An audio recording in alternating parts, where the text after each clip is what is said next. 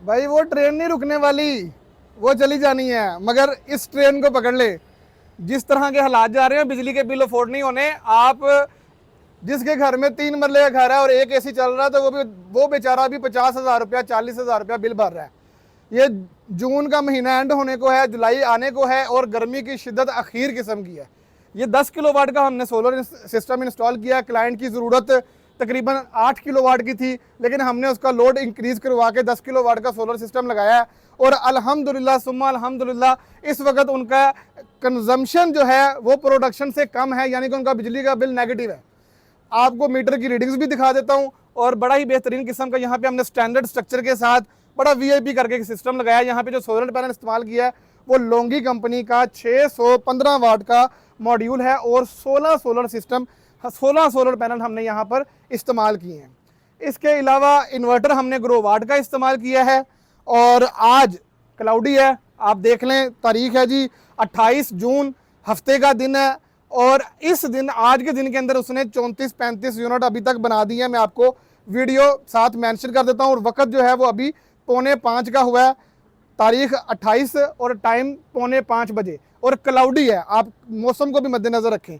कल की डेट के अंदर इसने 45 यूनिट बनाए थे और आज की डेट के अंदर इसने 35 यूनिट अभी तक बना दिए हुए हैं। मीटर के अंदर इस वक्त तकरीबन 74 यूनिट जा चुके हैं और सोलर इन्वर्टर के ऊपर इस वक्त तकरीबन 78 यूनिट बन चुके हैं, ई टोटल जिसे आप कहते हैं। जिसका मतलब ये है कि भाई बाकी यूनिट कहाँ गए? 78 बने हैं, मीटर में 74 गए, बाकी 4 यूनिट कहाँ गई?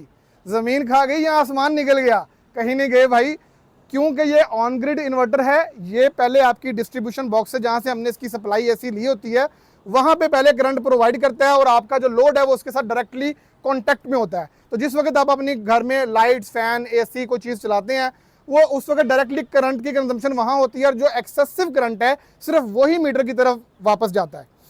तो इस तरह से आपका जो डिफरेंस है, अगर आपका लोड ज़्यादा होगा, अगर आपके 2 एसी चल रहे हैं, 3 एसी चल रहे हैं, तो ऑब्वियसली कि अगर आपके इस इन्वर्टर पे बने हैं 78, तो मीटर में 78 या 74 नहीं जाएंगे, 30, 40, 50 यूनिट आपके घर में डायरेक्टली कंज्यूम हो जाएंगे और वापसी जो फीड होंगे वो 20-25 ही फीड होंगे। इस वजह से ग्रिड टाई सिस्टम लगाने का बड़ा फ़ायदा भी यही होता है कि आप जो कंज्यूम कर रहे होते हैं वो रात के टाइम आपको दोबारा से बैक मिल जाता है। दिन के टाइम आप कंज्यूम कम करें तो आप रात के टाइम अपनी जो आपके पास सरप्लस यूनिट होंगे वो ज़्यादा होंगे। हमेशा कोशिश करें कि सिस्टम में इस इंस्टॉल अपनी कैपेसिटी से थोड़ा सा ज़्यादा ही करें, बिल है वो नेगेटिव रहे।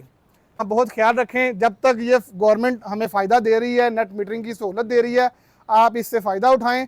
ज़्यादा से ज़्यादा सोलर सिस्टम और अपने ग्रिड के जो कनेक्शंस हैं वो गवर्नमेंट से हासिल कर लें, क्योंकि ये पाकिस्तान है, यहाँ कोई पता नहीं कि कब क्या हो जाए। अल्लाह हाफिज़।